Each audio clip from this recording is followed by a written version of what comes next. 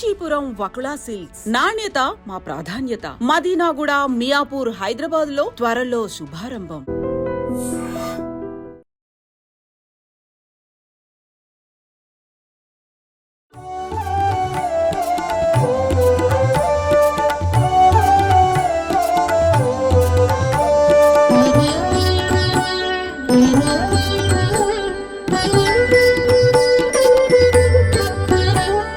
नमो प्रमेयाय वरप्रदाय सौम्याय नित्याय रघोत्तमाय।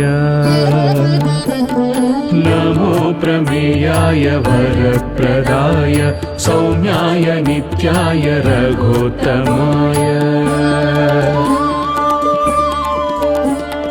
वीराय धीराय मनोपराय, वीराय धीराय मनोपराय। देवाधिदेवाय नमो नमस्ते, देवाधिदेवाय नमो नमस्ते। नमो प्रमेयाय वरप्रदाय सौम्याय नित्याय रघोत्तमाय।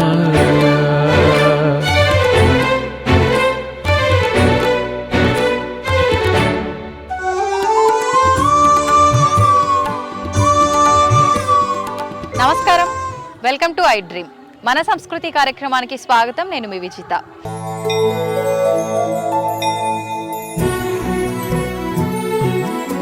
ప్రస్తుతం నేనున్నాను రామనారాయణం అనే టెంపుల్ దగ్గర. ఈ టెంపుల్ వచ్చేసి విజయనగరం డిస్ట్రిక్ట్కి సంబంధించిన ప్రాంతంలో కొలువై ఉన్న ఆలయం. ఈ ఆలయంలో ప్రత్యేకించి రాముడు, లక్ష్మణుడు, సీతా అమ్మవారు, ఆంజనేయ సమేతంగా ఉన్న ఆలయం, విష్ణుమూర్తి ఆలయం, గణపతి ఆలయం, ఇలా ఉప ఆలయాలతో కూడి ఉన్న ఆలయం ఈ ఆలయం. ఈ ఆలయంలో ప్రత్యేకించి రామాయణానికి సంబంధించిన ఇన్స్టిట్యూట్ కూడా ఉంది. ఇది ప్రపంచ దేశాల్లో ఎక్కడా లేని ఒక ఇన్స్టిట్యూటు. ఏంటి ఈ ఆలయం యొక్క స్థల పురాణం ఏంటి, విశిష్టత ఏంటి, ఇదంతా కూడా మనం తిరిగి చూసి ఇక్కడ సంబంధించిన వాళ్ళతో మాట్లాడి తెలుసుకునే ప్రయత్నం చేద్దాం. ఇంకెందుకంటే ఆలస్యం, స్వామివారి దర్శనం చేసుకుందాము. అలాగే ఆలయ విషయాలన్నింటినీ కూడా అడిగి తెలుసుకుందాం. పదండి.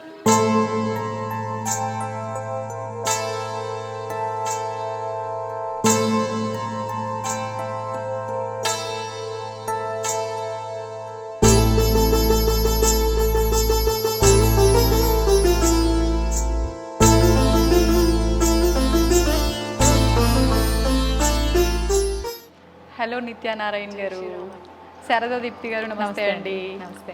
అయితే వాల్మీకి రీసెర్చ్ సెంటర్ అని చెప్పి విన్నాను. నిజంగా మనకు ఎక్కడ ప్రపంచంలో కూడా వాల్మీకి రామాయణానికి సంబంధించిన రీసెర్చ్ సెంటర్ అనేది ఎక్కడ ఉన్నట్టుగా నేనైతే వినలేదు. నిజంగా మీరే చెప్పాలి, అసలు ఏంటి, ఎందుకు స్టార్ట్ చేశారు, ఏంటి ప్రత్యేకత, ఎవరు స్టార్ట్ చేశారు, ఎవరికి వచ్చిన ఆలోచన, ఇదంతా కూడా వాటన్నిటి గురించి. ఓకే, సో రామనారాయణని మీరంతా చూసారు కదా. సో రామనారాయణం సృష్టికర్త నిత్యానారాయణం గారి తాతగారు, ఓకే, నారాయణం నరసింహమూర్తి గారు. సో ఆయన ఈ రామనారాయణ ప్రాంగణాన్ని ఎందుకు నిర్మించారంటే, ఇక్కడ పిల్లలు వచ్చి రామాయణం నుంచి స్ఫూర్తిని పొంది ఆ రామాయణంలోని విలువలని వాళ్ళ మనసులో నింపుకొని వారికి సమాజానికి ఉపయోగపడే రాముడు, లక్ష్మణుడు, సీత, శబరి, జటాయు, ఇలా ఎన్నో క్యారెక్టర్స్ ఉన్నారు కదా, అలాంటి వాళ్ళలాగా తయారయ్యి వారికి సమాజానికి కూడా ఉపయోగపడాలి అన్నదే వారి కోరిక. నిజంగా చాలా అద్భుతమైన ఆలోచన కదా. ఆలోచన రావటమే కాదు, దాన్ని ఆచరణలో పెట్టారు మళ్ళీ. నిజంగా అవును.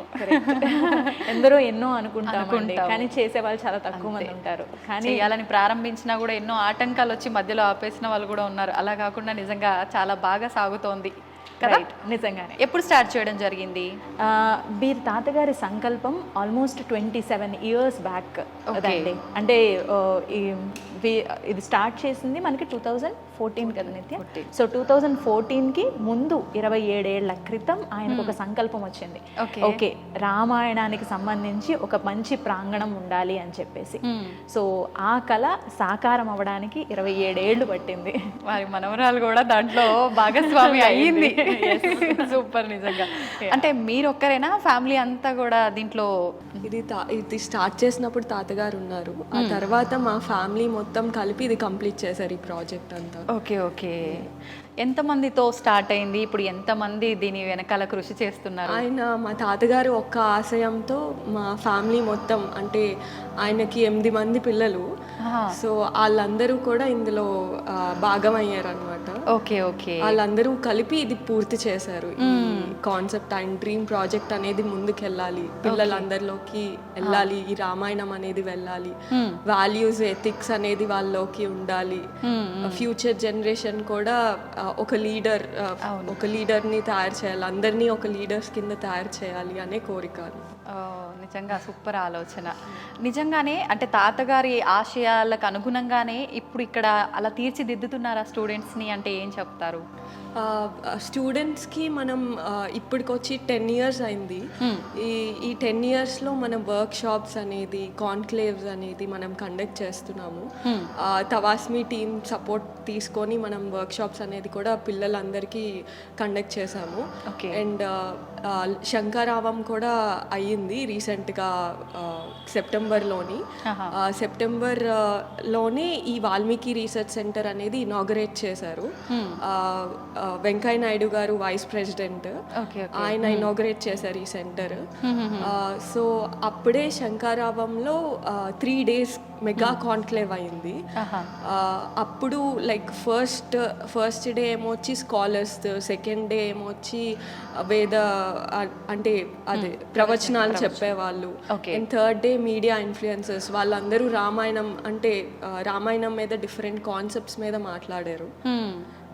సో ఆ కాన్సెప్ట్ మీదే మనం భారతి అనేది ఇప్పుడు కండక్ట్ చేస్తున్నాము.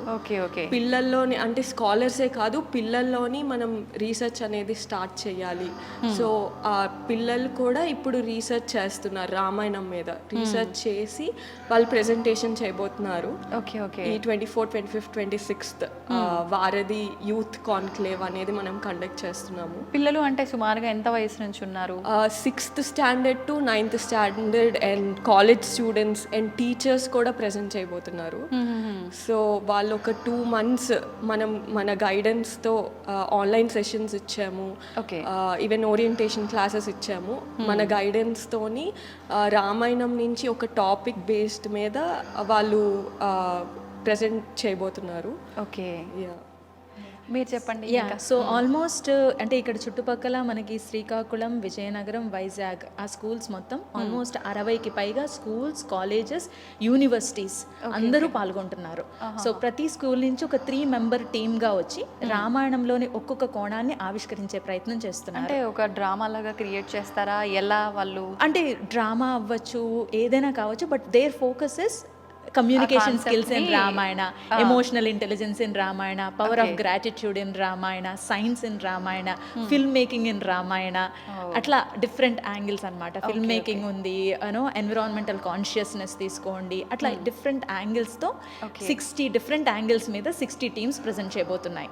సో తను చెప్పినట్టుగా 24th, 25th, 26th 3 days. So almost 1 per day almost 20 angles discuss చేయబోతున్నారు రామాయణం మీద 20 different teams. సూపర్ అండి. సో అదే మన వాల్మీకి రీసెర్చ్ సెంటర్ ఆశయం కూడా. అంటే రీసెర్చ్ అనేది ఏదో పెద్దవాళ్ళు పిహెచ్డీలు చేసింది మాత్రమే రీసెర్చ్ కాదు, యంగ్ జనరేషన్ చిన్నప్పటి నుంచి కూడా ఆసక్తి పెంచుకుని రామాయణం మీద తెలుసుకోవాలి అని అంటే ఎన్నో కోణాలను మనం ఆవిష్కరించవచ్చు, తెలుసుకోవచ్చు. వాళ్ళు చెప్తే ఇంకా 10 మంది ఇన్స్పైర్ అవుతారు కదా చిన్నపిల్లలు. సో అందుకని వాళ్ళ ద్వారానే చెప్పే ప్రయత్నం, ఇంకా వాళ్ళ మాటల్లో వింటుంటే అసలు అద్భుతంగా ఉంటుంది కూడా.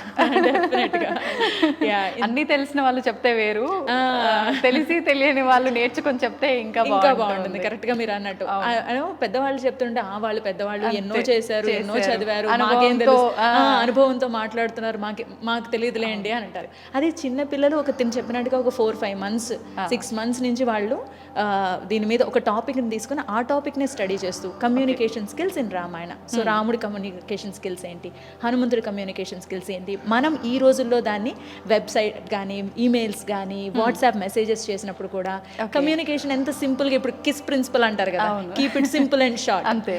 ఇదే మనకి రామాయణంలో రాముడు చెప్పింది మిత భాషి, స్మిత భాషి, లిమిటెడ్గా మాట్లాడు, మంచిగా మాట్లాడు, నిజం చెప్పు అని కొన్ని భాష అని చెప్పేసి మన కమ్యూనికేషన్ స్కూల్స్ ఉంటాయి కదా, అవి ఈ రోజుల్లో మనం ఎలా అప్లై చేసుకోవచ్చు అన్నవి అన్వయించుకుంటూ పిల్లలు మాట్లాడబోతున్నారు. నిజంగా సూపర్. అంటే ఇప్పుడున్న పరిస్థితుల్లో ఇది చాలా అవసరం ఈ జనరేషన్ వాళ్ళకి. నిజంగా మర్చిపోయిన పాత జనరేషన్ వాళ్ళు కూడా ఉన్నారు, తెలియని వాళ్ళు కూడా ఉన్నారు. పిల్లల రూపంలో వాళ్ళు కూడా అన్ని మళ్ళీ ఒకసారి గుర్తు చేసుకుంటారు. డెఫినెట్లీ. యా, మీరు అన్నట్టు చిన్నప్పుడు మనకి నానమ్మలు తాతయ్యలు 6 బయట వెన్నెల్లో పడుకోబెట్టి నాన్న నీ కథలు చెప్తాను అని చెప్పేసి కూర్చోబెట్టి ఒక కథ చెప్పేవారు. ఆ కథ తర్వాత ఒక నీతి, ఒక లెర్నింగ్ అవుట్కమ్ లాగా ఉండేది. నేర్చుకుంటా. ఆ రోజు రాత్రి పడుకున్నప్పుడల్లా మనకు తెలియకుండానే ఆ కళలు అవన్నీ వచ్చేసి that became hour very character. So ఈ రోజుల్లో మనకి అవి తగ్గిపోతున్నాయి కాబట్టి సో మళ్ళీ దాన్ని రివైవ్ చేయాలి ఆ కల్చర్ని అని చెప్పేసి మనం రామాయణంలోని డిఫరెంట్ స్టోరీస్ని, దాంట్లోంచి లెర్నింగ్ అవుట్కమ్స్ని మళ్ళీ పిల్లలకి పరిచయం చేయాలి అన్న ప్రయత్నమే.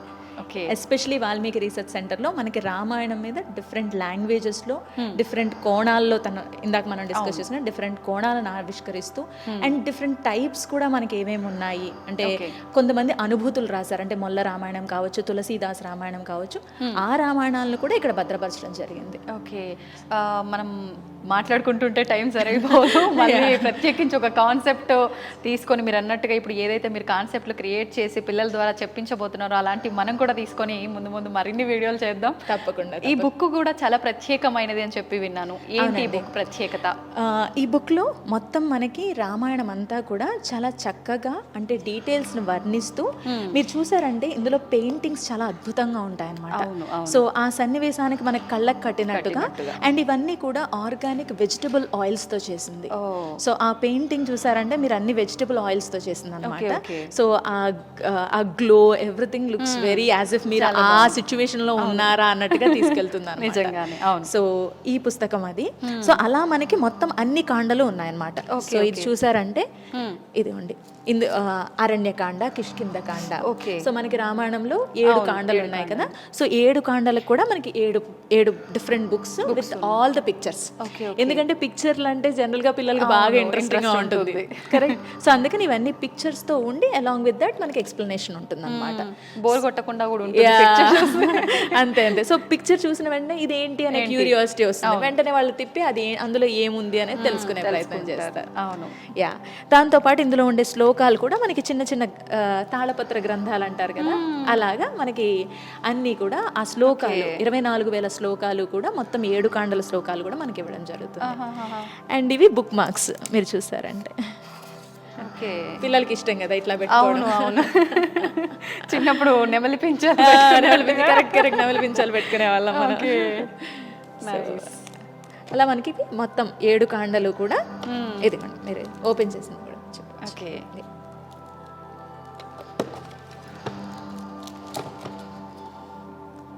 తాళపత్ర గ్రంథాలు ఓపెన్ చేస్తున్నామండి మనం. అంతేనండి. నిజంగా ఇది ఒక అద్భుత అవకాశంలో అనిపిస్తుంది. చాలా బాగుందండి నిజంగా. కాన్సెప్ట్ చాలా బాగున్నాయి ప్రతి ఒక్కటి కూడా. Thank you. ఈ పుస్తకంతో పాటు మనకి ఇక్కడ ఆడియో బుక్ లాగా మనకి హనుమంతుల వారి గ్రేట్నెస్ హనుమాన్ చాలీసా అన్నీ కూడా ఈ పుస్తకంలో ఉన్నాయండి. ఈ పుస్తకానికి అంటే ఎవరైనా చదవాలి అని అనుకుంటే ఒకవేళ ఇది ఆడియో బుక్ లా కూడా వర్క్ చేస్తుంది అనమాట. ఓకే, ఇది ఆన్ చేస్తే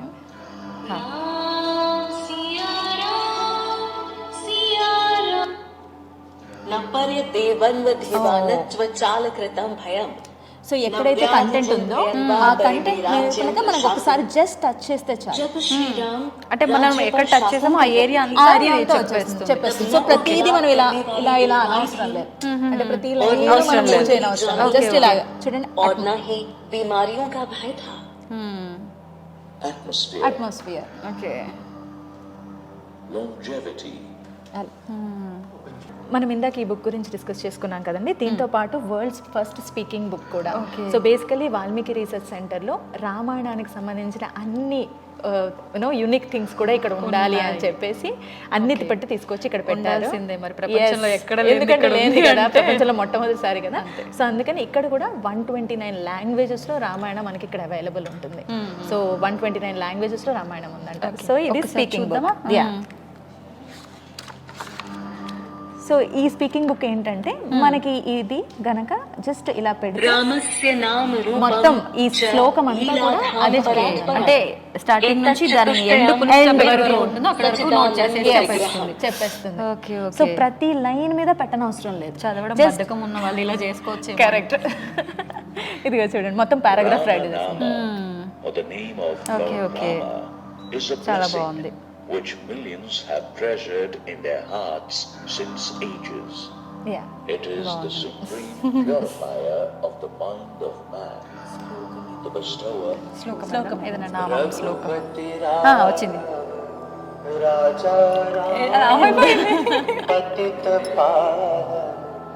పెడదామా శ్లోకం ఏదైనా? శ్లోకం పెట్టండి. ఒక శ్లోకం పెట్టమంటారా?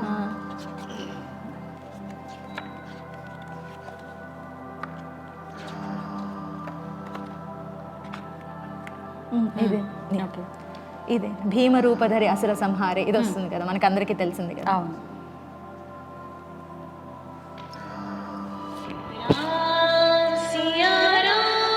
ఈ పాటతో స్టార్ట్ అవుతుంది.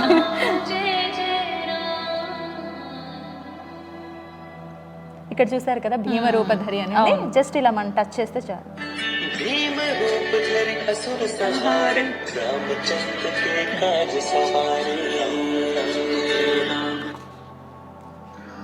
लाए संजीवन लखन जियाए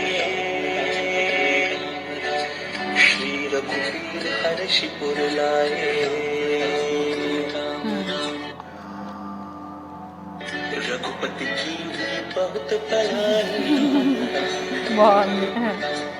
तुम मम प्रिय भरत ही संभाई అలా పారాగ్రాఫ్ మీద పెట్టిన పద్యం మీద పెట్టిన అన్ని డీటెయిల్స్ ఇస్తుంది అనమాట. సూపర్ అండి, చాలా బాగుంది నిజంగా.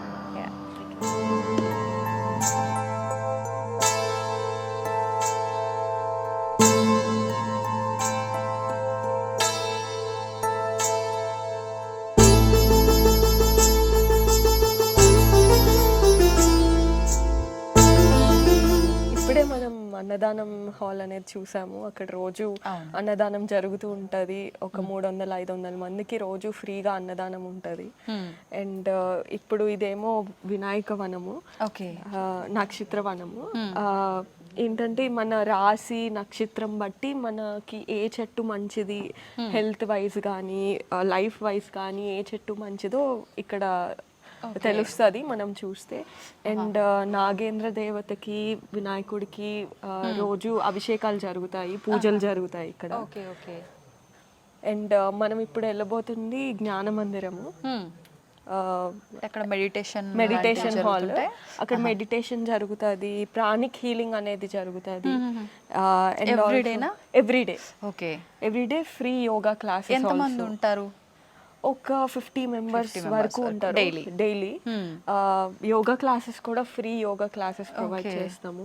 And free RO water, free archery classes కూడా ఉన్నది. అంటే రాముడు ఆర్చరీ కదా, సో ఆర్చరీ క్లాసెస్ అనేది కూడా మనం పిల్లలకి పెట్టాము.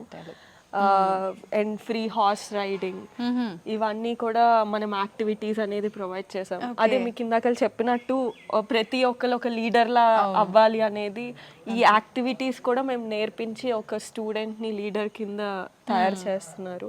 అదే మా తాతగారు ఆశయం. అంటే నేటి బాలలే రేపటి పౌరులు అంటారు కదా, దాన్ని తాతగారు ముందుకు తీసుకెళ్ళాలి అని ఒక ప్లాన్ ప్రకారంగా ఇదంతా స్టార్ట్ చేశారు మొత్తానికి.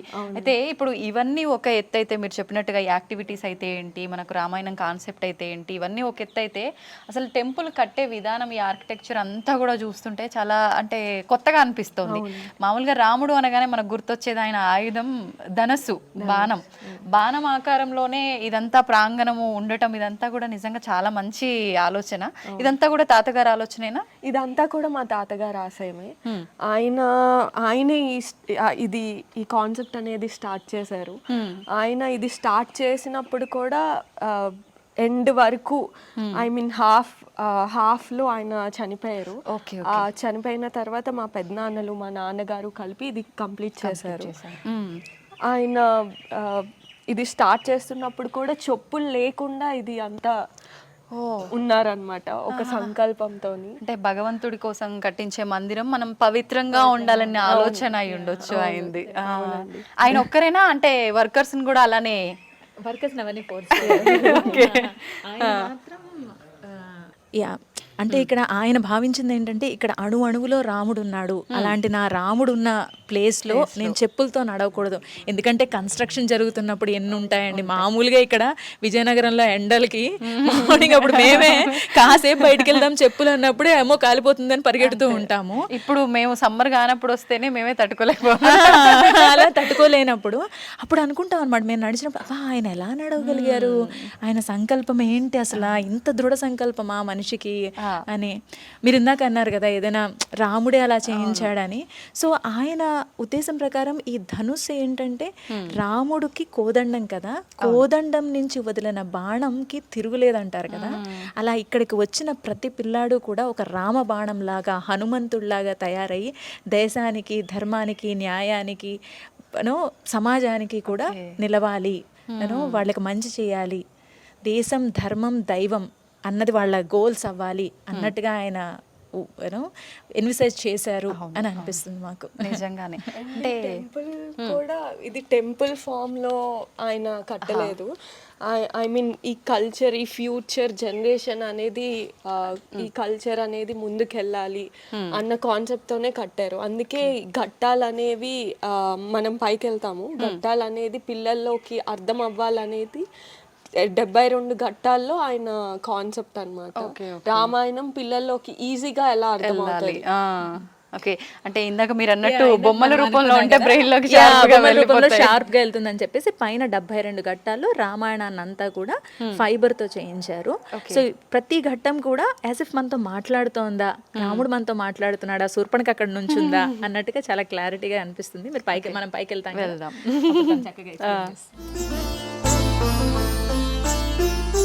కలిగే నీదే నాకు కైవల్యము, కలిగే నీదే నాకు కైవల్యము.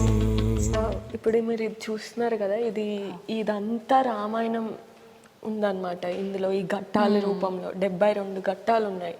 ఆ 72 ఘట్టంలో మన రామాయణం స్టోరీ అంతా చూపిస్తుంది. యూజువల్లీ ఎక్కడైనా చూస్తే పిక్చర్స్ తోనో పెయింటింగ్స్ తోనో ఉంటది, కానీ ఇక్కడ పిల్లలకి అర్థం అవ్వాలి అంటే అది చూడగానే మన ముందు జరుగుతుంది అంటే సినిమా చూస్తే మనం అక్కడ ముందు జరుగుతున్నట్టు మనం ఎలా ఫీల్ అవుతామో అలాగా ఎంబోజింగ్ గా అలా పెడితే మన ముందు జరుగుతున్నట్టు పిల్లలకి అందరికీ అర్థం అవుతుంది. చూడగానే రామాయణం స్టోరీ అర్థమైపోద్ది. చదవడమే కాదు, మనం చూసి నేర్చుకునేది ఇప్పుడు కాలంలో మనకి అవుతుంది.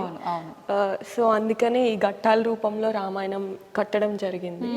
మళ్ళీ మనకు ప్రతి ఒక్క ఆ పిక్చర్ ముందు కింద దానికి సంబంధించిన డీటెయిలింగ్ కూడా 2 లాంగ్వేజెస్ లో ఇచ్చిన, తెలుగు, ఇంగ్లీష్ 2 ఉన్నాయి. గైడ్ చేయడానికి ఒకవేళ ఎవరైనా లేకపోయినా వాళ్ళని చదువుకొని వాళ్ళు పిక్చర్ చూస్తే వెంటనే ఒక ఐడియా వచ్చేస్తుంది వాళ్ళకు. అవునండి. మామూలుగా అంతా కూడా చేయడానికి ఇదంతా కూడా ఒక 8-9 సంవత్సరాలు పట్టింది మొత్తం. మామూలుగా చెప్పాలంటే తాతగారి ప్లానింగ్ అప్పటి నుంచి చెప్పాలంటే 14 ఏళ్ళు పట్టింది పూర్తి అవ్వడానికి. రాముడు వనవాసంకి 14 ఏళ్ళు ఎలా పట్టిందో మాకు ఈ టెంపుల్ కట్టడానికి కూడా 14 ఏళ్ళు పట్టింది. ఓకే ఓకే కరెక్ట్ గా సింక్ అయింది. అండ్ ఇంకో 9 ఇయర్స్ కూడా చెప్తోంది కదా, 9 కూడా రామనవమితో సింక్ అవుతుంది మీకు. అవునవును, అన్ని అలా భగవంతుడు క్రియేట్ చేస్తాడేమో కదా. ఇదంతా ఆయన ఆలోచన. తాతగారు ఇదంతా రెడీ అయ్యే వరకు ఉండుంటే ఇంకా అసలు సూపర్ ఉండేది కదా. ఆయన ఊహించిందంతా ఆయన కళ్ళ ముందు ఉంది అని అంటే అసలు ఆయన కళ్ళల్లో ఆనందం మామూలుగా ఉండుండే. ఆయన ఎప్పటికీ ఇక్కడే ఉంటామని మేము నమ్ముతాము. సో ఆయన చూస్తున్నారు. నిజంగా అలానే ఉండాలి. ఇదంతా ఈ రామాయణం పిల్లలు అందరిలోని ఆయన కళ కాబట్టి ఆయన ఆశయం ఆయన దగ్గర ఉన్నారని మేము నమ్ముతాము. అండ్ ఇది మీరు చూసారంటే రాముడు కూడా ఎంత కళగా ఉంటారంటే ఆ స్టోరీ అంతా చాలా బాగుంటది. మేము డీటెయిల్స్ అన్ని నిజంగా అంటే మనం 3Dలో చూస్తుంటే ఎలా ఫీలింగ్ ఉంటుందో మన ముందే ఉన్నారు అలా అట్లా అనిపిస్తుంది. సో రామనవమికి రాముడు ఎలా వచ్చాడో ఈ 9 ఏళ్ళలో ఈ రాముడు ఇక్కడికి వచ్చాడు అన్న కాన్సెప్ట్ తో ఉంటున్నాము. కలిగే నీదే నాకు కైవల్యము, తొలుతనెవ్వరికి దొరకనిది, కలిగే నీదే నాకు కైవల్యము, తొలుతనెవ్వరికి దొరకనిది, కలిగే నీదే నాకు కైవల్యము. ఇది అంతా ధనస్సు ఆకారంలో కట్టించింది. అదేమో ఆరో షేప్ గా ఉంటది. ఆ ఆరో షేప్ లో మన హనుమంతుడు అనేది ఉంటది విగ్రహము మిడిల్లోని 60 feet హనుమాన్ అన్నమాట. ఆ 60 feet హనుమాన్ మీద రోజు మనం లేజర్ షో అనేది ప్రొజెక్ట్ చేస్తాం. ప్రతిరోజు 3 shows, 6:30, 7:30, 8:30కి. అండ్ అది హనుమాన్ చాలీసా మీద అండ్ హనుమాన్ దండకం మీద, దాని మీద 3D మ్యాపింగ్ లేజర్ షో అనేది చేస్తాము. ప్రతిరోజు జరుగుతుంది. అండ్ ప్రతి పిల్లలు అండ్ పెద్దలు కూడా వెరీ ఎక్సైటెడ్ గా చూస్తారు, దాని నుంచి నేర్చుకుంటారు కూడా. హనుమాన్ చాలీసా చాలా మంది పిల్లలు ఇక్కడ చూసి హనుమాన్ చాలీసా నేర్చుకున్నారు. సో అదే. అండ్ ఆల్సో హారత్ అనేది జరుగుతుంది. ఎస్పి బాలసుబ్రహ్మణ్యం గారు పాడారు హారతి పాట. ఎవ్రీడే హనుమంతుడు, పెద్ద హనుమంతుడి మీద హారత్ అనేది ఎవ్రీడే జరుగుతుంది 7 PM కి. అండ్ ఆల్సో మనం ఇక్కడికి వచ్చింది సరస్వతీదేవి. సరస్వతీదేవి చదువు తల్లి. మా తాతగారు ఆశయమే అదే కదా, స్కూల్స్, అకాడమిక్స్ అవన్నీ. సో ఆ సరస్వతి దేవి దగ్గర మన వాల్మీకి రీసెర్చ్ సెంటర్ అనేది పెట్టడం జరిగింది. అక్కడ రామస్తూపం అనేది ఉన్నది. ఆ రామస్తూపంలో మనం ప్రతి ఒక్కరు రాసిన రామకోటి అనేది మనం అక్కడ అందులో వేస్తాము. ఆ రామస్తూపం ఎందుకు అంటే ఆ వైబ్రేషన్స్ అనేది బాగుంటది రామస్తూపం కడితే. కోట్ల మంది రాముడు జపంతో చేస్తూ ఉంటారు కదా, రాస్తూ ఉంటారు, అందులో వేస్తారు. సో ఒక 2 kilometers రేడియేషన్ వరకు ఆ వైబ్రేషన్స్ అనేది పాజిటివ్ గా ఉంటదంట. సో అందుకే రాముడు స్తూపం అనేది కట్టడం జరిగింది. అది కూడా తాతగారు ఉన్నప్పుడు? అది తాతగారు ఉన్నప్పుడు కాదు, తర్వాత ఒక 5 years తర్వాత మనం అది పెట్టడం జరిగింది. అండ్ ఆల్సో వినాయకుడు గుడి కూడా అక్కడ ఉంటది. ఎంట్రన్స్ మీరు చూస్తే ఎంట్రన్స్ లో మన వినాయకుడు గుడి ఉంటది. స్టార్టింగ్ ఎప్పుడు వినాయకుడు పూజతో మనం స్టార్ట్ చేయాలి అంటారు కదా. సో వినాయకుడు పూజతో అండ్ వెనకాల మన శివుడు టెంపుల్ కూడా ఉంటది. శివుడు విగ్రహాలు ఉంటాయి, శివుడు పార్వతి విగ్రహాలు. ప్రతి కార్తీక మాసంకి మనం చాలా మంది జనాలు వచ్చి పూజ చేసుకుంటారు శివుడి దగ్గర. మీకు ఇందాక చెప్పినట్టు ఆరో షేప్ లో అందరూ దీపాలు పట్టుకొని ఆరాధన చేస్తారు శివుడికి. అంటే ఇదంతా కూడా నిలబడతారు? ఇదంతా కూడా నిలబడతారు, దీపాలు ఇలా పట్టుకొని. ఎంత మంది? సుమారు 10,000 మంది పట్టుకొని నుంచొని చేస్తారు, దీపారాధన చేస్తారు శివుడికి. అండ్ పట్టుకోవడం కూడా మొత్తం మనకి ఏరియల్ వ్యూలో చూస్తే బాణ ఆకారంలో ఉంటది ఆ దీపం మొత్తం. మనం లైట్స్ అన్ని ఆఫ్ చేసేస్తాము, ఓన్లీ దీపాలతోనే మనకి బాణం అనేది ఉంటది. చాలా బాగుంటుంది చీకట్లో అంత ప్రకాశవంతంగా, యారోలో మళ్ళీ అదంతా కూడా. ఓకే. ఆ టైంలో మళ్ళీ లేజర్ షోలో ఏమైనా శివుడికి సంబంధించి అలాంటి ప్లే అవుతాయా? అవును, హనుమంతుడి మీద లేజర్ షో చేస్తాం కదా ఎవ్రీడే. కానీ కార్తీక దీపోత్సవం రోజు మనం శివుడిది ప్రొజెక్ట్ చేస్తాం. సో ఆ శివుడు నడుస్తున్నట్టు అలా ఉంటది, అందరికి శివుడే వస్తున్నట్టు ఫీలింగ్ ఉంటది. సూపర్, నిజంగా అద్భుతంగా ఉంటుంది. మీరు చూస్తే ఆ విజువల్స్ కూడా ఉన్నాయి, మేము అప్పుడే గుర్తు చేసుకుంటున్నాం. అంటే ఇమాజిన్ ఎలా ఉంటుంది నిజంగానే. ఇంకా ఏం ఆలయాలు ఉన్నాయి మనకి ఇక్కడ? ఇంకా అక్కడ విష్ణుమూర్తి టెంపుల్ ఉన్నది, మనం వెళ్తున్నాం ఇప్పుడు. విష్ణుమూర్తి ఆలయం. అక్కడి నుంచి మన స్టోరీ, ఘట్టాల స్టోరీ స్టార్ట్ అవుతుంది. అక్కడి నుంచి ఇక్కడికి మధ్యలో అక్కడ హనుమంతుడు ఉంటారు. హనుమంతుడి నుంచి మళ్ళీ స్టోరీ స్టార్ట్ అవుతుంది అండ్ లాస్ట్న రాముడి ఆలయం ఉంటుంది. ఓకే ఓకే చూద్దామా మరి మనం ఒకసారి స్వామివారిని దర్శించుకుందాం. కలిగెనిదే నాకు కైవల్యము తొలుతనెవ్వరికి దొరకనిది కలిగేనిదే నాకు కైవల్యము తొలుతనెవ్వరికి దొరకనిది కలిగేనిదే నాకు కైవల్యము.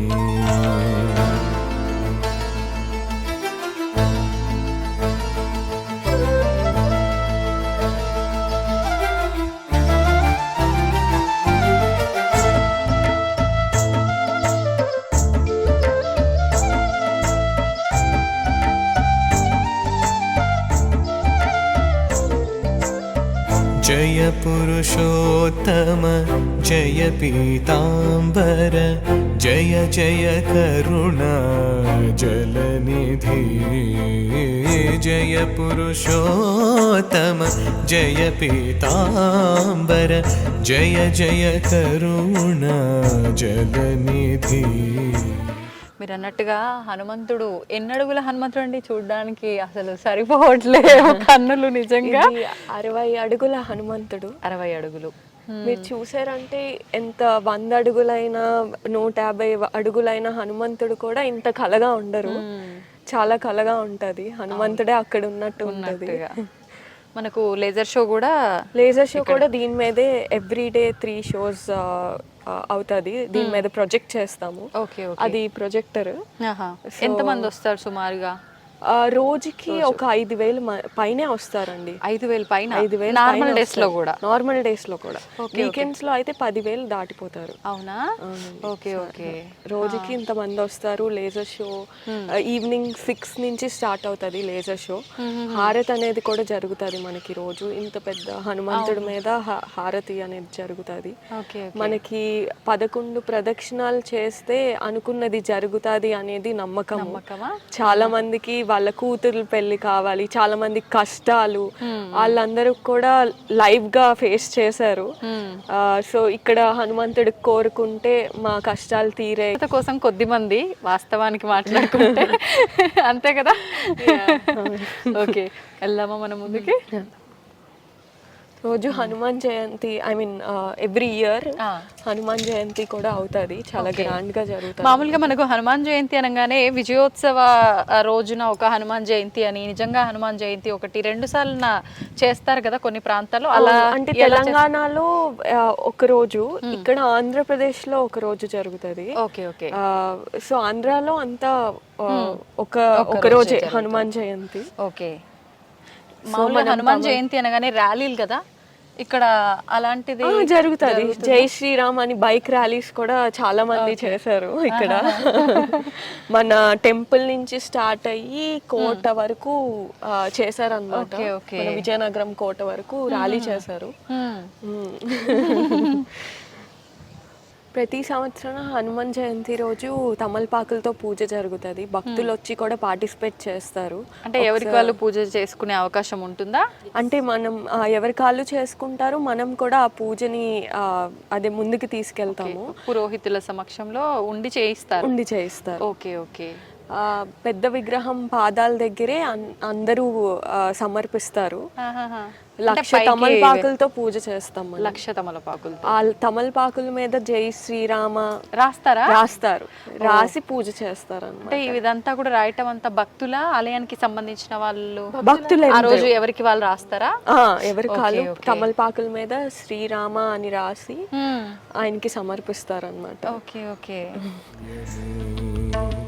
కలిగెనిదే నాకు కైవల్యము తొలుతనెవ్వరికి దొరకనిది కలిగేనిదే నాకు కైవల్యము తొలుతనెవ్వరికి దొరకనిది కలిగేనిదే నాకు కైవల్యము.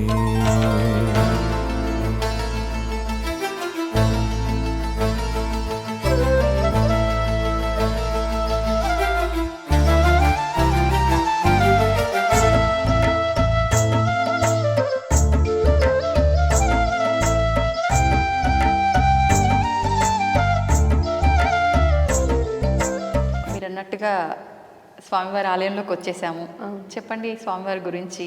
మామూలుగా ఇక్కడ విగ్రహం చూస్తుంటే కొంచెం మనకి ఎక్కడ కూడా వైట్ కలర్లో ఇలా కనిపించదు కదా? అవునండి. చెప్పండి స్వామివారి గురించి. ఇది విష్ణు ఆలయము. ఇది మార్బుల్తో విగ్రహం ఇది. విష్ణుమూర్తి ఎలా ఉంటారో, ఐ మీన్ ఎలాగా కనబడతారో అలాగా మనం కలగా ఉండాలి అంటే జనాలు చూడగానే మనం విష్ణుమూర్తే కనబడాలి అన్న దాంట్లో ఇది ప్రతిష్ఠ చేసాము. Okay okay. అండ్ ఇది మొత్తం చుట్టూరా కూడా సప్త ఋషులు అనమాట. అవును. అక్కడ అంటే విష్ణుమూర్తి అక్కడ వైకుంఠంలో ఎలా ఉంటారో అలాగా మనకి ఇక్కడ విష్ణుమూర్తి ఆలయము. ఓకే. ఆలయ పైభాగం కూడా నిజంగా వైకుంఠంలో ఉన్న ఫీల్ రావడం కోసం అనుకుంటా కదా ఇలా డిజైన్ చేశారు. అవునండి. సూపర్. నిజంగా స్వామివారు కూడా నిలబడి ఉన్న రూపంలో ఉండడం నిజంగా చాలా విశేషం కదా ఇక్కడ. అవునండి. ఇంకా కళ్యాణం కూడా జరుగుతూ ఉంటుంది. ఉత్సవ విగ్రహాలు చూసారు కదా, రోజు కళ్యాణాలు జరుగుతాయి. మొన్న కూడా వైకుంఠ ఏకాదశి జరిగింది. అభిషేకాలు అలాంటివి జరుగుతూ ఉంటాయా? జరుగుతూ ఉంటాయండి. నిత్యం అభిషేకం, కళ్యాణాలు జరుగుతూ ఉంటుంది. మంత్లీ వన్స్ జరుగుతుంది. Okay okay. స్వామి చాలా చక్కగా కళగా ఉన్నారని చెప్పేసి, సో వీరి తాతగారు ఉన్నప్పుడే మొత్తం విగ్రహాలను కూడా అప్పుడే తీసుకొని అన్ని టెంపుల్స్ లో విగ్రహాలన్నింటినీ కూడా ఆయన తెప్పించి ఉంచారు, కానీ ప్రతిష్ఠ జరగలేదు ఎందుకంటే ఆయన చనిపోయారు కాబట్టి. కానీ ఆయన ప్రతిష్టను తీసుకొచ్చిన ఆయన నా రాముడు ఇలా ఉండాలి, నారాయణుడు ఇలా ఉండాలని ఆయన అనుకున్నారే అనమాట. సో ఇప్పుడు ఈ విగ్రహాలు మీరు చూసారంటే మార్బుల్వి చాలా హెవీ వెయిట్ ఉంటాయి అనమాట. సో ఇది ఆల్మోస్ట్ చాలా హెవీ వెయిట్, 400 kgs ఎంతో అనమాట. సో అంత వెయిట్ ఉన్నది తీసుకురావాలంటే డైరెక్ట్గా మనం అంటే తాడుతో పైకి తీసుకురాలేరు, చాలా హెవీ వెయిట్ ఉంటుంది. సో పోనీ మన అంటే లిఫ్ట్లో పైకి తీసుకొద్దామని ట్రై చేశారు, కానీ లిఫ్ట్లో ఏంటంటే 8 members విత్ 50 అని అంటే ఒక లిమిట్ ఉంటుంది కదండి. సో ఆ లిమిట్కి దాటి విగ్రహం ఉందన్నమాట వెయిట్. సో విగ్రహంతో పాటు విగ్రహం పట్టుకునే వ్యక్తి కూడా ఉండాలి కదా, రైట్? సో కానీ నిజంగా భగవంతుడు ఇక్కడ ఉన్నాడు అన్న దానికి నిదర్శనంగా అబౌవ్ వెయిట్ అయినా కూడా ఆ అబౌవ్ వెయిట్ విగ్రహాన్ని ప్లస్ ఆ పక్కనుండే మనిషిని, పర్సన్ని కూడా ఏ ప్రాబ్లం లేకుండా ఆ లిఫ్ట్ పైకి తీసుకుని వచ్చింది. So it was like everybody was like awestruck అనమాట. అది ఇలా పాసిబుల్ అనే వండర్ అని నిజంగానే. ఎందుకంటే అబౌవ్ వెయిట్ అయితే డెఫినెట్గా మనం ఒక్క మనిషి ఎక్స్ట్రా ఎక్కితేనే lift will give up, okay ఒక మనిషి బయటికి రావాలి అప్పుడే పైకి వెళ్తామని అంటుంది కదా. కానీ అంత అబౌవ్ వెయిట్ ఉన్నా కూడా, దాంతోపాటు ఒక ఎక్స్ట్రా పర్సన్ ఉన్నా కూడా ఏమీ ఇబ్బంది కాకుండా జాగ్రత్తగా తీసుకొచ్చారు. అండ్ విగ్రహం కాబట్టి మీరు చూసారంటే మార్బుల్తో ఏంటంటే ఫైనెస్ట్గా ఉంటాయి. నారాయణమూర్తి ఆ చేతి చూడండి, వేళ్ళు కానీ గోర్లు కానీ చాలా ఫైన్ డీటెయిల్స్. అండ్ విగ్రహంలో మనం కొంచెం ఏదైనా శిథిలమైందంటే మనం మళ్ళీ ప్రతిష్ఠ చేయలేము. సో వాళ్ళు తీసుకొచ్చేటప్పుడు కూడా చాలా జాగ్రత్తగా తీసుకురావాలి. సో అంత జాగ్రత్తగా తీసుకొచ్చేటప్పుడు ఎక్కడ ఏ ఇబ్బంది కలగకుండా ఉండడం రామానుగ్రహమే అని అందరూ నమ్ముతారు. నిజంగానే మీరు చెప్పింది వాస్తవం.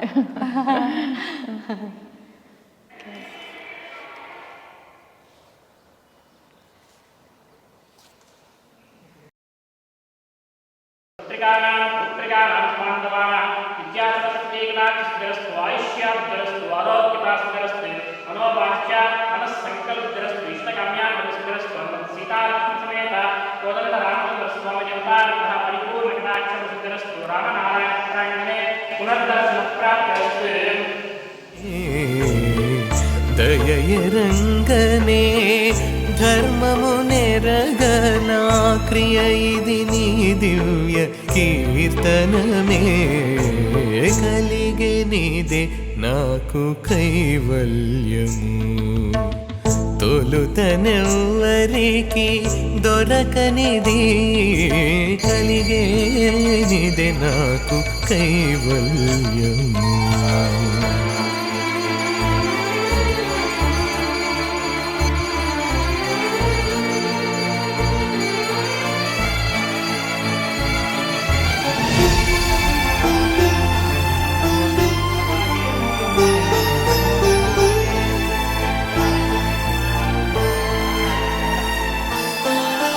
శరణము గోవింద శరణము కేశవ శరణు శరణు శ్రీ జనార్దన శరణము గోవింద శరణము కేశవ శరణు శరణు శ్రీ జనార్దన పరమమే రంగను భక్తియ రంగను పరమమే రంగను భక్తియ రంగను నిరతము నాగతి నీ దాస్యమే పరమమే రంగను భక్తియ రంగను నిరతము నాగతి నీ దాస్యమే కలిగే నీదే నాకు కైవల్యము తొలుతనెవ్వరికి దొరకనిది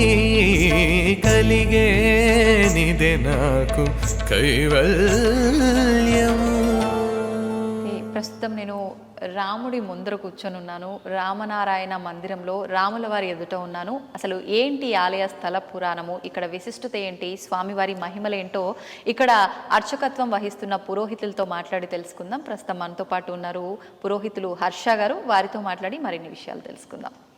నమస్తే అండి. నమస్తే అండి. అయితే స్వామివారిని ఎక్కువగా ఎటువంటి విశ్వాసంతో నమ్మి వచ్చే భక్తులు వస్తూ ఉంటారు ఆలయంలోకి? ముఖ్యంగా ఈ ఆలయ స్థల పురాణం ఏంటి? నిజంగా స్వామివారిని దర్శించుకోగానే మాకు ఈ కోరిక నెరవేరింది, మేము ఈ సంకల్పం చేసుకున్నాము అని అలా కోరికల కోసం వచ్చే వాళ్ళే ఉంటారా, లేదంటే ఇక్కడ ఒక విశ్వాసంతో వచ్చే వాళ్ళు ఉంటారా? వాటి గురించి తెలియజేయండి. తప్పకుండా అమ్మ. నమస్కారం అండి. జై శ్రీరామ్, జై జై శ్రీరామ్. రామనారాయణం శ్రీమద్ రామాయణ ప్రాంగణం. దీన్ని 2014 మార్చి 22వ తారీఖున ప్రతిష్ఠ చేయబడింది మా గురువు గారు అగ్నిహోత్రం శ్రీనివాసాచార్యుల గారి చేతుల మీదుగా. అప్పటి నుంచి ఎటువంటి కార్యక్రమాలైనా అన్ని ఏవి ఆటంకం లేకుండా శుభ్రంగా జరుగుతున్నాయి మంచిగానే. మొదటగా ముందు మనకి రామనారాయణ ప్రాంగణంలో ముందుగా ప్రవేశించగానే ముందు గణపతి శ్రీ విజయ గణపతి స్వామి వారు ఉంటారు. ఆయన దర్శనం చేసుకున్న తర్వాత అలా నిదానంగా నడుచుకుంటూ వస్తుండగా రామనారాయణ బాణం, మన టెంపుల్ అనేది బాణం ఆకారంలో లాగితే ఎలా ఉంటుందో, బాణం లాగితే ఎలా ఉంటుందో విల్లు అలా ఉంటుంది. ఫస్ట్ స్టార్టింగ్ ఒక పక్కన విష్ణు టెంపుల్ ఉంటారు. శ్రీభూ సమేత శ్రీ వైకుంఠ నారాయణ స్వామి వారు వెంచేసి ఉన్నారు. ఆ స్వామివారికి ప్రతి మాసంలో శ్రవణ నక్షత్రానికి అభిషేకం ఉంటుంది. దాని తర్వాత రామాయణం అంతా స్టార్ట్ అవుతుంది. మనకు విష్ణుమూర్తి ఆలయాలను ఎక్కడ చూసినా స్వామివారు పడుకున్నట్టుగా ఉంటారు కదా, ఇక్కడ ఎందుకని ప్రత్యేకించి అంటే రామనారాయణం కదండి. నారాయణుడు అంటేనే విష్ణుమూర్తి. విష్ణుమూర్తి తర్వాత విష్ణుమూర్తి నుంచి మనకి దశావతారాలు ఉద్భవించినాయి. అందుకోసమని ముందు నారాయణను అలా పెట్టారు. పడుకున్నది అనేది ఆయన రంగనాథ స్వామి, పద్మనాభ స్వామి అంటారు ఆయన పేరు. అది నించున్నది ఉన్నటి చతుర్భుజాలు, శంఖం, చక్రం, గద, హస్తం, పద్మం ఉండేది ఆయన విష్ణుమూర్తి అండి. అందుకోసమని నారాయణుడు ప్లస్ రాముడు కాబట్టి రామనారాయణం. నారాయణం నుంచే రామావతారం ఉద్భవించింది, దశావతారాలు కూడా వచ్చినాయి కాబట్టి నారాయణుడు ముందు దర్శనం చేసుకున్న తర్వాత రామాయణం అంతా స్టార్ట్ అవుతుంది. అప్పుడు మనకి మొదటి నుంచి స్టార్టింగ్ అక్కడ నుంచి ఒక 70-60 ఘట్టాల వరకు సీతాపహార లక్ష్మణ రేఖ గీసేంత వరకు ఒక యారో ఉంటుందండి. దాని తర్వాత 60 అడుగుల శ్రీ అభయాంజనేయ స్వామి వారు ఉంటారు. 60 అడుగుల అభయాంజనేయ స్వామి వారికి ప్రతి మాసంలో పూర్వాభద్ర నక్షత్రం రోజున స్వామివారికి పంచామృత స్నాపన జరుగుతుంది. ప్రతి మంగళవారం నాడు సింధూరం తమలపాకు పూజ నిర్వహించబడుతుంది.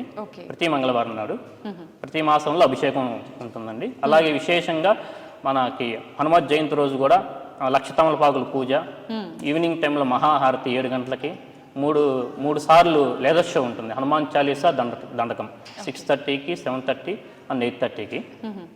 దాని తర్వాత స్వామివారిని ఆంజనేయ స్వామివారిని ఇక్కడ బాగా ప్రత్యేక ఏంటంటే బాగా అందరికీ ఇష్టపడ్డారు. చాలామంది కోరికలు నెరవేరినాయండి.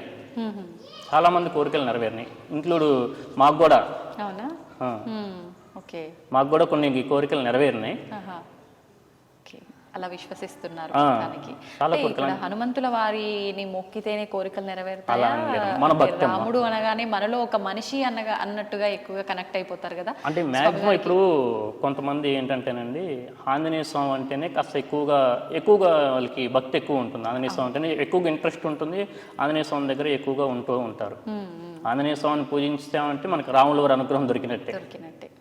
రావుని పూజిస్తే అంటే ఇంకా ఆంజనేయ స్వామి మనకి ఎటువంటి ఆటంకాలు లేకుండా ఆంజనేయ స్వామి చూసుకుంటారు. రావుని ఎక్కువగా పూజిస్తే, రావుని నమ్ముకున్న, రామనామాన్ని జపించిన ఆంజనేయ స్వామి మనకు ఇంకా ఎటువంటి ఆటంకాలు ఏమైనా ఉన్నా, మన కోరికలు ఏమైనా ఉన్నా ఆటంకాలు తొలగించి మన కోరికలు నెరవేరుస్తూ ఉంటారని పురాణ ప్రతీతి అది. మామూలుగా నార్మల్ డేస్లో అభిషేకాలు అలాంటివి ఉంటాయి స్వామివారి దగ్గర, ప్రత్యేకమైన రోజుల్లో ఎలా ఉంటాయి, సేవలు ఇలాంటివి కూడా చేస్తుంటారు కదా, అలాంటివన్నీ జరుగుతూ ఉంటాయా? అన్నీ జరుగుతుంటాయి. ప్రతి నిత్యము ముందు ఒక నిమిషం అది అయిన తర్వాత అక్కడ నుంచి ఆంజనేయ స్వామి జాత అక్కడ అయిన తర్వాత మళ్ళీ రావణుడు రావటం, అక్కడ నుంచి రామలక్ష్మణులు వెళ్ళి రావణుని సంహరించడం, రామ పట్టాభిషేకం అయ్యేంత వరకు ఉంటుంది ఆర్చ్ అంతా. ఇంకో సెకండ్ వైపు. దాని తర్వాత నుంచి మనకి మెయిన్ టెంపుల్ రామాలయం, హనుమత్ సీతా లక్ష్మణ సమేత కోదండ రామచంద్ర స్వామి వారు ఇక్కడ మనకి వేయించేసి ఉన్నారు. ఈయనకి ప్రతి నెల పునరోసు నక్షత్రం రోజున అభిషేకము, కళ్యాణం, మాస కళ్యాణం ప్రతి నెల కళ్యాణం ఉంటుంది.